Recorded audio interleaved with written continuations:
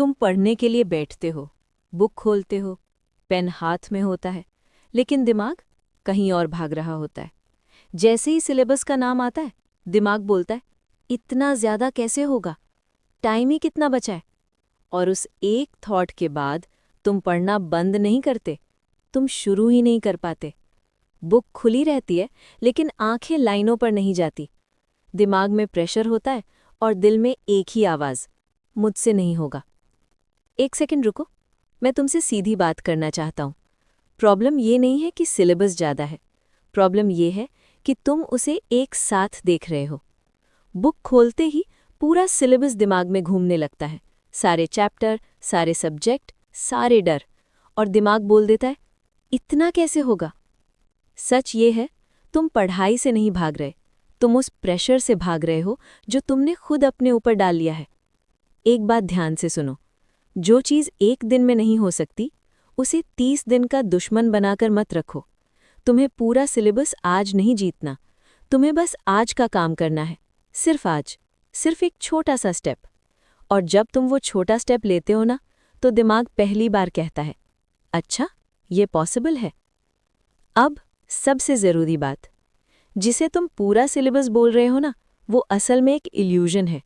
दिखने में बहुत बड़ा लगता है, लेकिन जब तोड़ते हो तो समझ आता है ये तो डेली का काम है। सच ये है, रियल सिलेबस कभी पूरा नहीं होता। रियल सिलेबस होता है आज के 4-5 छोटे काम। अब एक एग्जाम्पल लो, फिजिक्स का एक चैप्टर। तुम सोचते हो ये एक दिन में कैसे होगा, और यहीं से दिमाग लॉक हो जाता है। लेकिन रियलिटी ये है, एक चैप्टर होता है concept, derivation, numericals, graph, revision. तुम्हें पूरा चैप्टर आज खत्म नहीं करना, आज बस एक पार्ट उठाओ।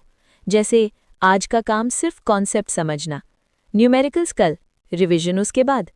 याद रखना, तुम्हें पूरा युद्ध जीतना जरूरी नहीं है, तुम्हें बस आज की लड़ाई जीतनी है। जिस दिन तुमने आज का काम जीत लिया, उसी दिन से सिलेबस का डर तुम्हारे ऊपर से उतरना शुरू हो जाता है। अब जब सिलेबस छोटा लगने लगा है, तो इसे करने के लिए कोई फैंसी टाइम टेबल नहीं चाहिए, बस लगभग 5 स्लॉट, और हर स्लॉट 30 मिनट का। हाँ, सिर्फ 30 मिनट। पहला स्लॉट नया टॉपिक, सिर्फ समझने के लिए, नोट्स पर नहीं, क्लैरिटी पर फोकस। दूसरा स्लॉट उसी टॉपिक को थोड़ा और डीप समझना या आसान क्वेश्चन लगाना। तीसरा स्लॉट कल या परसों जो पढ़ा था उसकी रिविजन। चौथा स्लॉट न्यूमेरिकल्स या प्रैक्टिस, यहीं से कॉन्फिडेंस बनता है। पांचवां स्लॉट वही टॉपिक जिसे तुम रोज टालते हो, वीक एरिया, बैकलॉग। अब ध्यान से सुनो, तुम्हें 5 घंटे लगातार पढ़ना जरूरी नहीं, तुम्हें बस 5 बार ईमानदारी से 30 मिनट बैठना है। अगर किसी दिन सिर्फ 3 या 4 स्लॉट हो पाए तो भी ठीक है, तुम फेल नहीं हो, तुम प्रोग्रेस में हो। कंसिस्टेंसी प्रेशर से नहीं आती, क्लैरिटी से आती है। अब एक सवाल, तुम पढ़ने बैठते हो लेकिन दिमाग जम क्यों जाता है? क्योंकि तुम पढ़ाई से नहीं लड़ रहे, तुम लड़ रहे हो रिजल्ट के डर से, पेरेंट्स के प्रेशर से, और दूसरों से कंपैरिजन से। फेल हो गया तो क्या होगा, माँ बाप को क्या मुंह दिखाऊंगा, सब आगे निकल गए।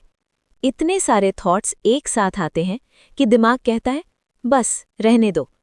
यहीं पर ध्यान से सुनो, रिजल्ट का बोझ छोड़ दो, वो तुम्हारे हाथ में नहीं है। लेकिन कर्म, आज तुम क्या पढ़ते हो, कितनी ईमानदारी से पढ़ते हो, वो पूरी तरह तुम्हारे हाथ में है। एक छोटा सा प्रैक्टिकल रूल याद रखो, जब भी पढ़ाई का प्रेशर आए, 30 मिनट का टारगेट मत बनाओ, चैप्टर का भी मत बनाओ, सिर्फ 10 मिनट का वादा करो।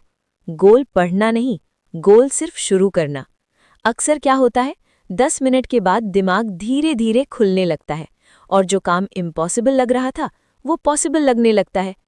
फ्रीज तब टूटता है जब प्रेशर कम और एक्शन थोड़ा सा शुरू होता है।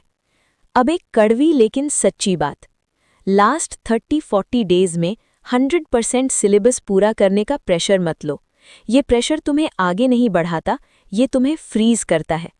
बोर्ड्स जीतने के लिए हर चीज़ पढ़ना ज़रूरी नहीं होता। 80% सिलेबस और उस 80% की स्ट्रॉन्ग रिविजन, ये कॉम्बिनेशन काफ़ी होता है। जो चैप्टर तुम समझ चुके हो उन्हें बार बार रिवाइज करो, कॉन्फिडेंस वहीं से आता है। जो बिल्कुल नए हैं उन्हें टच करो, समझो, लेकिन अपनी सारी एनर्जी वहीं मत डालो। याद रखना, युद्ध जीतने के लिए हर हथियार उठाना जरूरी नहीं होता, सही हथियार उठाना जरूरी होता है। आखिरी दिनों में स्मार्ट पढ़ना ज्यादा पढ़ने से ज्यादा पावरफुल होता है। अब मैं सीधा क्लास 10th और 11th के बच्चों से बात कर रहा हूं। ध्यान से सुनना। तुम लेट नहीं हो, तुम फेल नहीं हो, तुम बस थोड़ी देर के लिए सही डायरेक्शन से दूर हो गए थे। और आज अगर तुम यहां तक आए हो तो इसका मतलब है तुम सीखना चाहते हो, तुम सुधरना चाहते हो। बस इतना ही काफी है। अगर ये वीडियो तुम्हें थोड़ा सा भी क्लियर लगा हो, थोड़ा सा भी हल्का फील हुआ हो, तो कमेंट में एक शब्द लिखो, कृष्णा गाइड। इस वीडियो को लाइक और सेव कर लो ताकि जब प्रेशर आए तुम इसे दोबारा देख सको। और मैं वादा करता हूं नेक्स्ट वीडियो में मैं तुम्हें सब्जेक्ट वाइज रोड मैप दूंगा। फिजिक्स, केमिस्ट्री, मैथ्स, बायोलॉजी, सब कुछ स्टेप बाय स्टेप। तुम अकेले नहीं हो, मैं तुम्हारे साथ हूं।